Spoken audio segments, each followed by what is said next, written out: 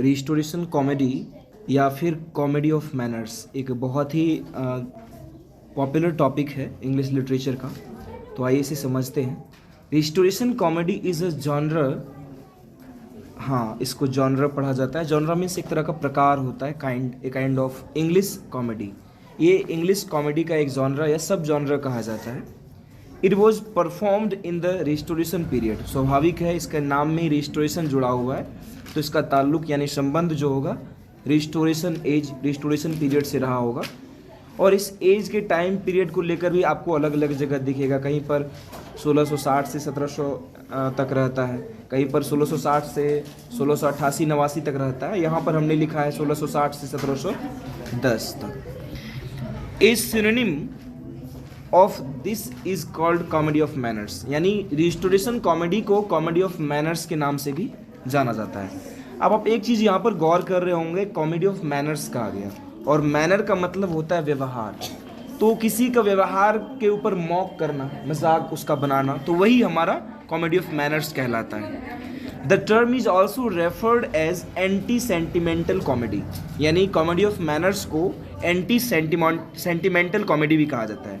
आप सेंटिमेंट शब्द से बहुत अच्छे से परिचित होंगे। सेंटिमेंट मीन्स होता है फीलिंग्स, इमोशंस, यानी इसमें इमोशंस को कोई जगह नहीं दी जाती है, यानी नहीं होता। अब समझो बात को, सिंपली हम समझते हैं इसको।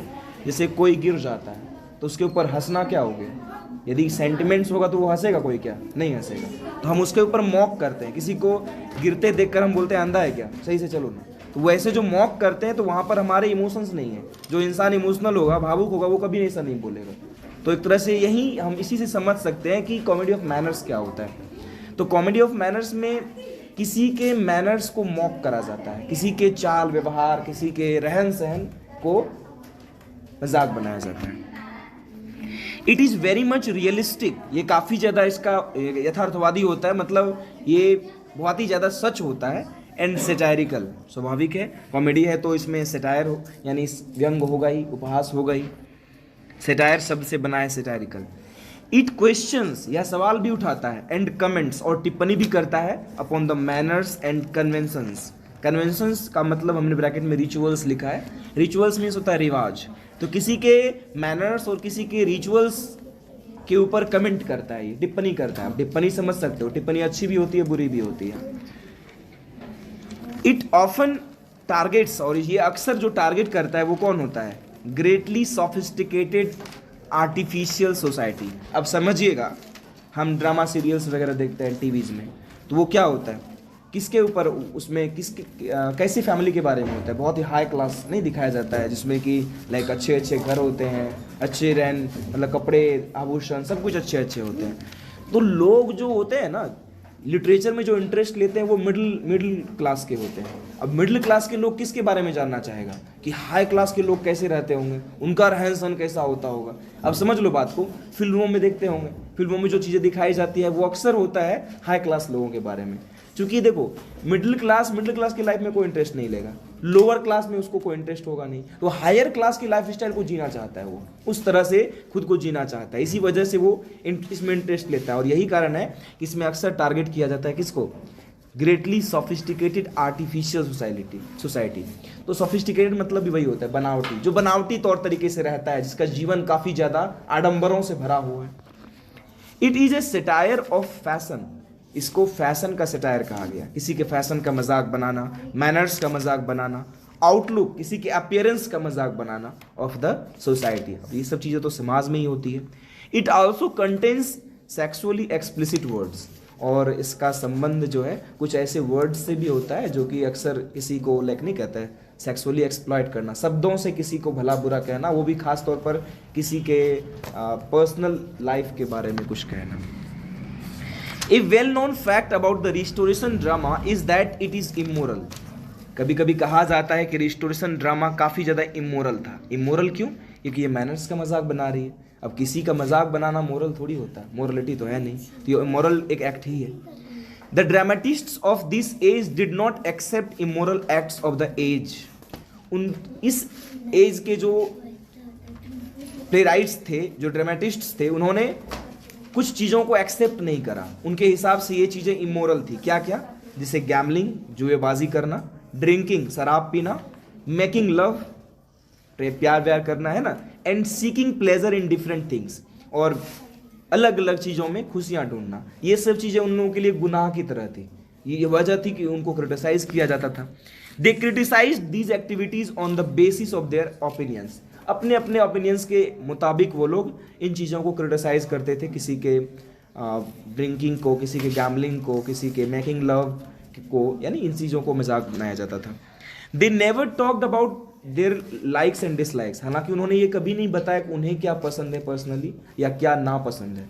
कभी उन्होंने ये नहीं बताया कि उन्हें क्या करना चाहिए, लेकिन जो कुछ भी कर रहा था उसका मजाक जरूर बनाया, उसको क्रिटिसाइज जरूर किया।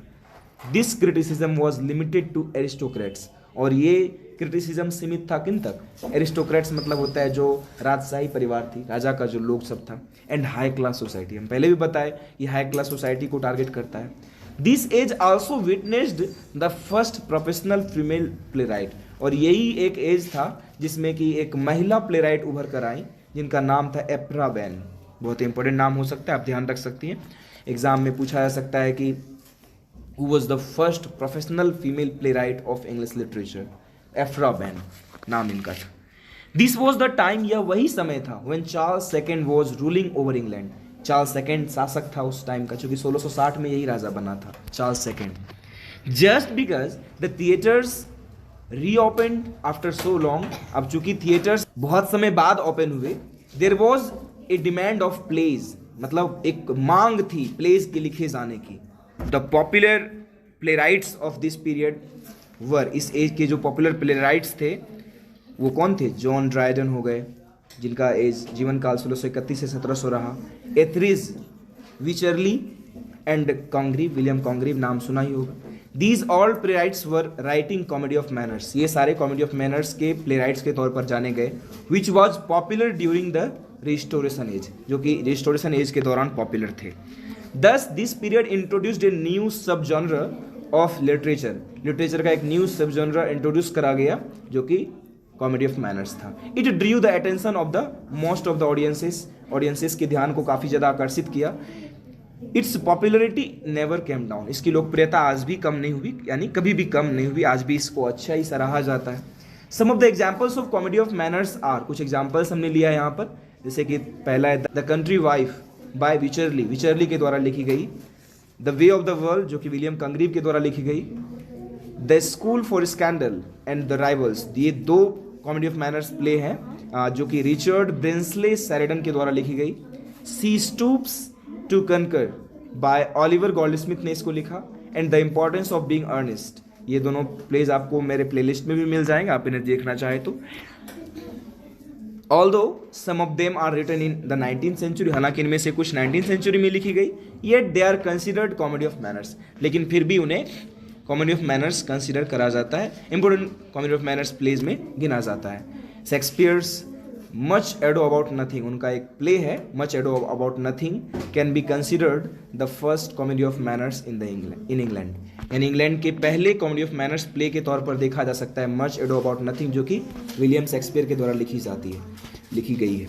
तो वास्तव में देखो, ये जो मच एडो अबाउट नथिंग है, उस टाइम में कॉमेडी ऑफ मैनर्स का कोई चर्चा ही नहीं था। ये जो नया कैटेगरी है ये डिस्कवर हुआ रिस्टोरेशन एज के दौरान, लेकिन इसी बेसिस पर यदि कैटेगराइज किया जाए शेक्सपियर के प्लेज को, तो मच एडो अबाउट नथिंग इसी तरह का एक प्ले है, तो इसीलिए इसको कहा जाता है कि इसको कंसिडर कर सकते हैं कॉमेडी ऑफ मैनर्स।